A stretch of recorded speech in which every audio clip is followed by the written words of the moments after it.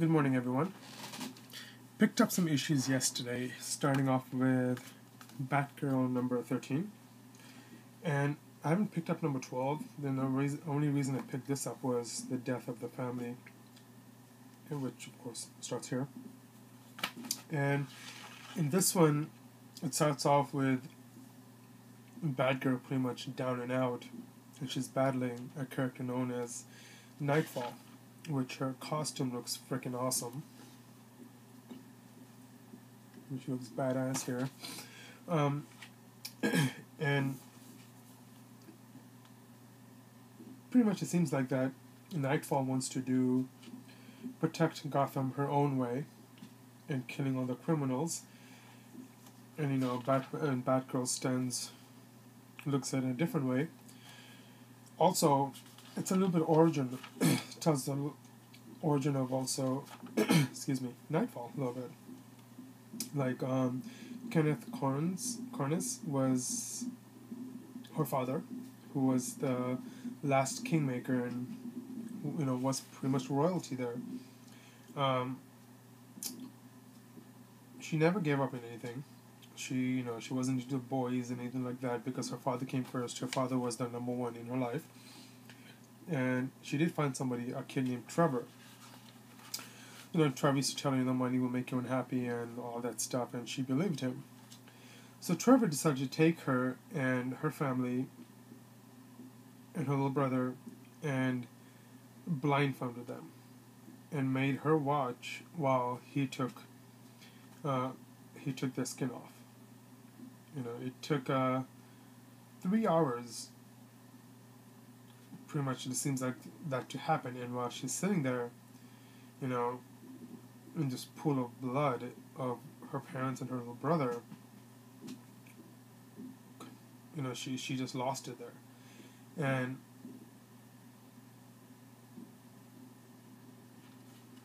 it looked like the bad girl kind of understood what she was going through, but I don't know, it didn't.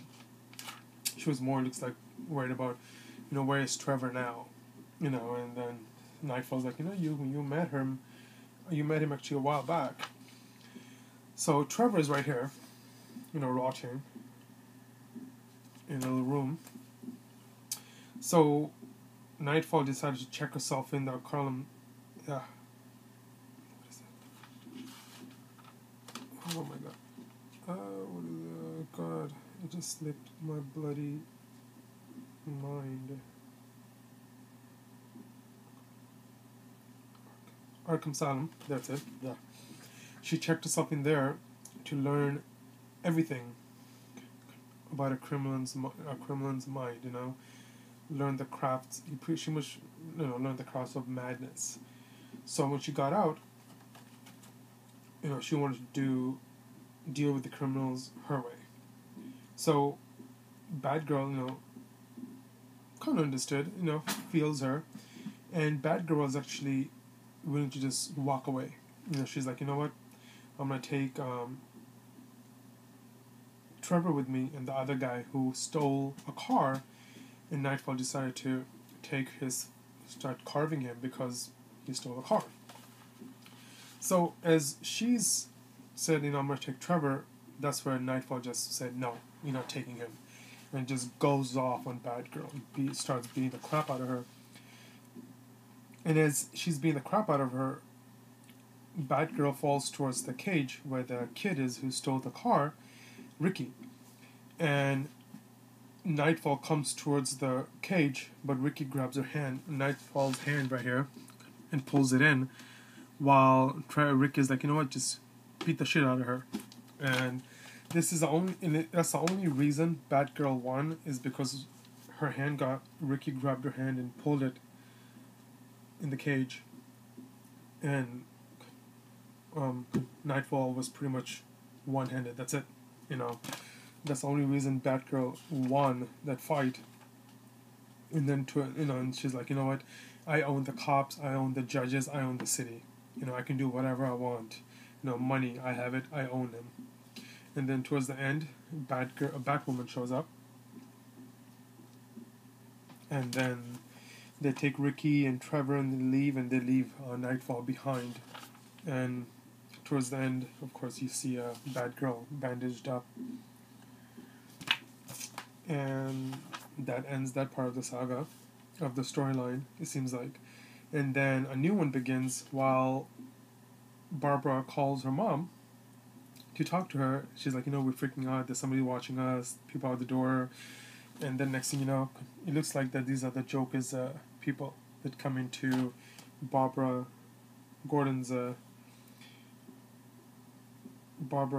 mom's house.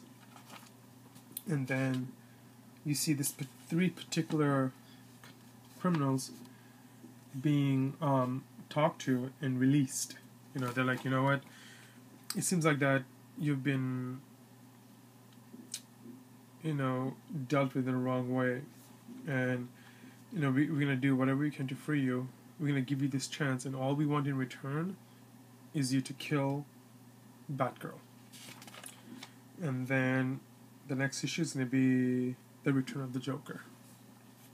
So it was, for me, it was a good issue because just to see a new character like Nightfall. I mean, to me it was new because I haven't really collected Batgirl. This is the first time I picked up one in a long time. So seeing Nightfall, in battle someone like Batgirl was pretty cool because, again, she has a badass costume. I enjoyed the fight, and there's someone out there that's stronger than Batgirl. So yeah, so it was a good issue. Next one is the Amazing Spider-Man 696. In this one, the Hobgoblin, kidnaps Spider-Man, the last one, brings him to Kingpin. And then you see, God, bloody hell, well, this girl, who is the predictor, I guess you can call her, who's seeing the future, she's saying, I'm sorry, Peter, the future, dying, everything ends, flash of gold, and then she's like having a seizure or something like that, but in reality she's not, but that's what the guy thinks. So Kingpin has Peter Parker now, and he wants the key that was stolen. And Hobgoblin's like, what? I hope I'm saying this. I think it's Hobgoblin, right? I hope so. I'm sorry if I'm not saying it right. But they think that Peter Parker is the only person that can actually contact Spider-Man. They don't know that he's Spider-Man, but they think that he can contact Spider-Man. He's the best friend. He is the man that can do it, to bring Spider-Man. So Kingpin wants him to do that, and he wants that key. In the process, you have the Hobgoblin, there you go. The real Hobgoblin. Well, not the real one, but the brother of the real Hobgoblin, who's in the house of the guy who's currently the Hobgoblin, which his name slips me. He's at the apartment going through his stuff and sees the costume, and then finds a video which is called the bat drone. Oh my god, the bat drone. But anyway, could have been the spider drone or the hob drone. But anyway, sees him spying on a girl that it looks like that he's crazy over. So the God, what's his name? Oh, no, yeah, Phil Urich's apartment. There you go. Duh, it's right in front of me. So this guy tries to he does put on the Hobgoblin costume and everything, and pretty much goes after the guy after Phil. Then you see Max here trying to help. He gets a video from the Hobgoblin saying, hey, you know what, we need you to contact Spider-Man now and bring the key and all that stuff. So he decides to help him. So he somehow overrides Spider-Man's Peter Parker's lab and goes and opens, like, oh my god, you have to get the costumes and everything. Then he sees the bag, so he grabs the bag and leaves. While in the hospital, the girl is there, and she's all on the oxygen and everything. The fingerprint, they're trying to take a fingerprint, but her fingertips has been sanded off, so you can pretty much identify her, and they don't know if she's running from them, the cops, or herself, or I mean someone else, and then this guy's like, maybe she's running from herself. Who knows?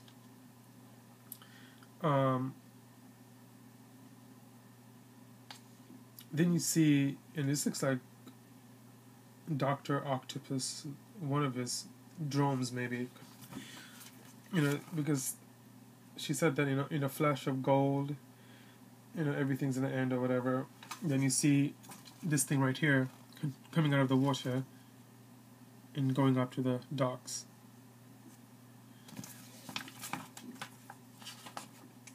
And then when Max gets there, he of course pretends that Spider-Man is watching him, but yet he's sweating. And then you see Kingpin, one of Kingpin's guys, open the briefcase, and he gets shocked. And then when Kingpin grabs it and opens it, he sees the key. So he's all happy and excited till the other Hobgoblin comes, and he's like, maybe it's the knockoff of the key, the key that they want, but you obviously don't realize they're real Hobgoblin, and then the fake one's like, are you kidding me? And he's like, you know what, I killed you before, and I'm gonna have fun killing you again.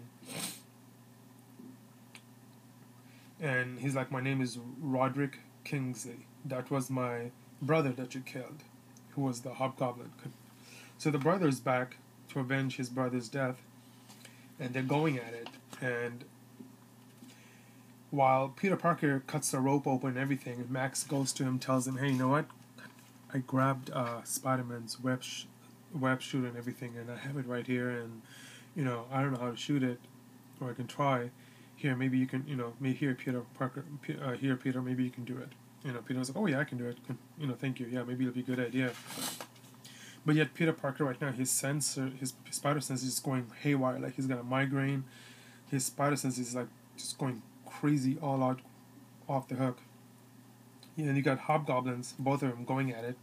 You got Peter Parker who's got the web bomb now, shoots the web, takes one of the Hobgoblins down, and he's like, you know what, we need to get out of here. So Peter Parker shoots the web, grabs the key, and he just jolts out of there. And then Kingpin's like, you guys need to stop. You guys can kill each other after, but you guys need to go and stop them and get the key back. So the next issue, get those nerds. I really enjoyed this issue a lot. I read it from, this time I actually read the Spider-Man book from first page to the last page. So I really, really enjoyed it. I'm excited for number 7. And I'm not going to spoil nothing, but I find out online yesterday that they released that the new Superior Spider-Man's going to be someone that we already know, but won't expect it. And it's not Alpha, let's put it this way. But I don't know why Marvel's such a dipshit of a company that they go online and they spoil it for everyone. So, yeah. Next one is The Walking Dead 103. Love this series. In this one, of course, Negan is back. Well, the issue starts off with Jesus just fighting and kicking ass and doing all that stuff. Then goes to Rick, and then, oh God, what's her name? Well, Rick's girlfriend is moving out. She's like, what, you just gave up, and these people look up to you, they trusted you, and you just gave up in him. And then Rick's like, you have to trust me, that's the part. So then Rick decides to tell her the plan, that we need to, show Negan that we've given up, that we've given in. Hope is gone, there's nothing, we gotta give them what they want, give in, and do whatever they want us to do. Just make them believe that, because they want to know, Rick wants to know what is going on, what's the plan, they want to go, just see what makes Negan tick. Of course, the son is also pissed, and this, he's like, what, you're just a kid, but you gotta give me a break. I know what I'm doing, and you gotta trust me. Then you see, of course, Negan come at the cage, waiting. He's like, hey, let us in, we're here. And, while he's waiting outside, he kills some of the zombies with the barbed wire in the back that killed that kid in 100. So Rick finally gets here, opens the door, and man, Negan is one twisted dude. I mean, he's smart. You know, he's a smart man. He's twisted, and he's crazy. So, and we all know that, you know, issues. So he's like, you know, we're here to look around. You know, we're not gonna take all your food supplies because if we do, you know, that just makes us, you know. So they're just here to look around, and I guess they have like so many houses. They live like in a beautiful area, and they have like over 20 houses and 40 how many men you got here, 49 to 48 men, and they have like 20 houses here, and not all the houses are being used. So Negan's like, you know what, yeah, we can really, you know, move in here, you know, share, do what we want to do. And you know, he's like, you know, we're gonna go look around, talk, and just grab what we need. So the kid comes up. You know, he's like, you know what, before you learn how dangerous we are, no, you should go. We should go, all go, before you learn how dangerous we are. And Rick's like, holy shit, you know, what if my son gets beat with a barbed wire bat? But he tells him, you know, to go inside the house, and Carl go back in the house. But then Negan's like, no, I'm talking to the effing kid. So he asks the kid, you know, where were we? What did you say? You know, it's like, but the kid doesn't say nothing, thank God. So he's like, you know, listen to daddy, and run back in the house. So Negan's people are just grabbing what they need, you know, like mattresses and all that stuff, and loading it in the truck. And then they go to this one lady's house, Denise. I guess she has all the medicines, or a lot of medicines, and then Negan decides to grab half of it. You know, she has a gun pointed at one of the guy's head, and Rick's like, put the gun down now, you know. He's like, Rick, you know, let them take it, you know, and blah, blah, blah. So then Negan, you know,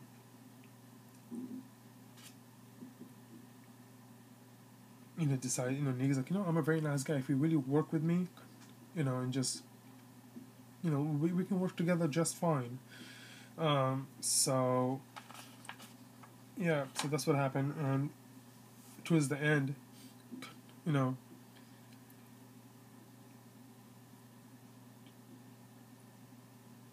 he's like, you know what, you don't think I'll leave the bat with you, did I? So of course he wants his bat back. And towards the end, you know, he says something which is kind of like, what the hell, you know. But anyway, it was a really awesome issue. There's a new storyline, of course, starting. It's just getting better and better. I love this series, and I'm enjoying it so freaking much. So must have. Next one, which I haven't picked up in so bloody long. I think last issue was 6. I actually picked up. It's Superman number 13. The reason I picked up this one was because Superman leaves the Daily Planet. You know, he just quits after going through so much bullshit that while he was there. But it starts off with him at some kind of a lab where he's been bench pressing like for 5 days, and he's been bench pressing would weigh in at 5,972 60 million metric tons. Like, he's been bench pressing that for 5 days. Like, he wants to know how strong he is. He wants to know if he's gonna get stronger as life goes forward. You know, for him, like is this the strongest he is, or as he gets stronger and stronger? Is his power getting stronger and stronger? And it's funny because in the old Superman, from the old Disney universe, you know, Superman got stronger, you know, day by day. It's like his power never really stopped growing on him. So in this one, he's trying to figure out like how strong is he, like what can he take? Because after that battle he had with Hellspawn, I guess it kind of woke him up. Like, okay, how strong am I? Is my power still growing? Is it always gonna grow? Is it, or has it stopped and this is it? And he's like, wait, I haven't been in the sun for like 5 days. I need to, so to rejuvenate. So that's another thing. And then you have this girl here, which her name is Dr. Brites, if I'm saying it right, which it looks like that she's just totally head over heels for him. And I guess Superman in the past has given her roses and taken her out to dinner or something like that. And she just totally wants to sleep with him, and the way it's just made sound, and he's like, what, I'm still, you're the only person I trust, and I have to remind you how much I trust you. You're the only person on the planet with who I'd share with this, personal information. And she didn't know how to take it, that if it's some kind of a threat or what. So he flies off, goes to the sun, gets rejuvenated, and he's like, oh man, I gotta get to work. So as he gets to work, he's like totally given shit by Perry White and then Lois, of course, who's the new producer for PGN. As he's talking about, like, what's going, you guys want a story, Superman hasn't come out for like days, what do you want me to do?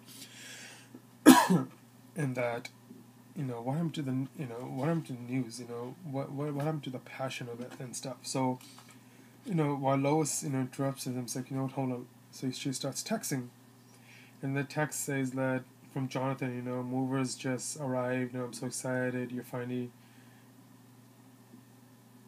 rented, not too late to change my mind. I guess they're moving in together. So Clark's like, what, F this, I'm out. So as Clark sits down and starts to look for a story, this other guy, the head of security, what's his name? Morgan Edge. Clark's boss's boss, who like goes through everything. Of course, he has every access to everybody's computer there, so he goes and sees who's doing what, who's playing solitaire, and he goes to Clark. You need to start doing a job. Or we'll find somebody who can do it. He's like, Mr. Edge, I'm gonna tell you, what happened to like the news, the ideal, the passion of it, When I was in Smallville, I always dreamt of doing what drive, it just on and on and on. And then after that, he's like, I'll have security escort you out. Clark's like, what, don't bother. So he left. And then next thing you know, he's sitting outside, and this girl named Kat, who is just like inspired by the speech that he made, decides to, tell him, and the next thing you know, there's a dragon that pops up from nowhere, which was kind of weird, because he just came out from nowhere. So he decides to go battle the dragon, and is battling him.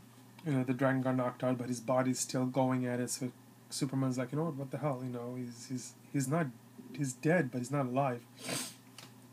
Or something like that. So as he blows him up, you see Supergirl pop up. And Supergirl's like, you're a liar. You told me that you and I were the last ones, and there's someone else. And which was the dragon, and then which is this character right here that pops up. There's one more. So next issue you have those two, Hell on Earth. And I guess this is like a little crossover between Superboy and Supergirl. Superboy 14 and Supergirl 14. So yeah,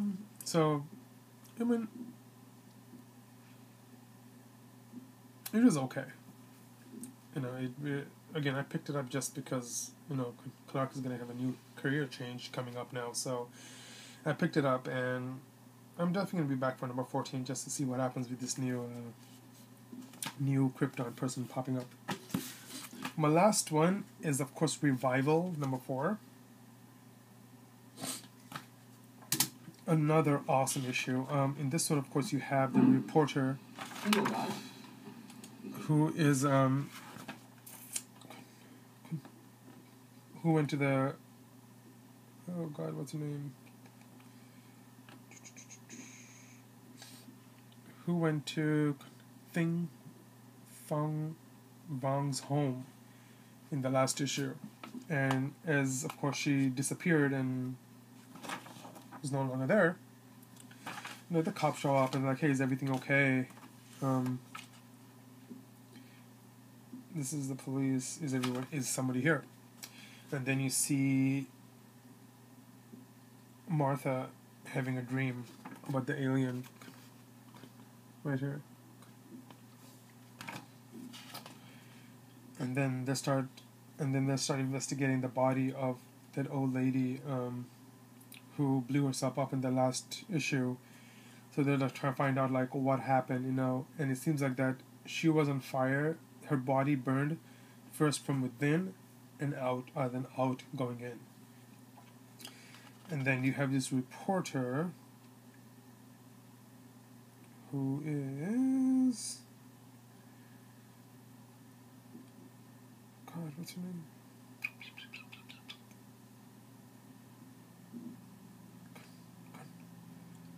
God, I don't know what her name is. Oh, this is blonde chick right here, who is the reporter, who's covering the story at the funeral home that happened.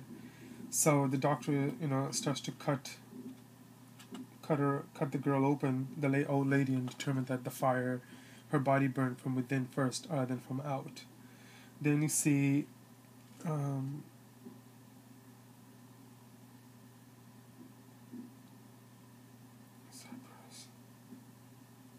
dude, I am so dumbfounded with people's name today. Anyway, then you see this reporter who's trying to get a story. She's at the police station department trying to catch up with one of the...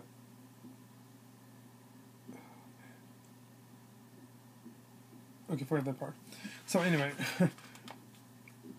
as the lady's leaving, which is this reporter right here, you see Martha coming in, and they both run into each other. So when Martha they run into each other, they drop the phones, and Martha picks up the lady's phone.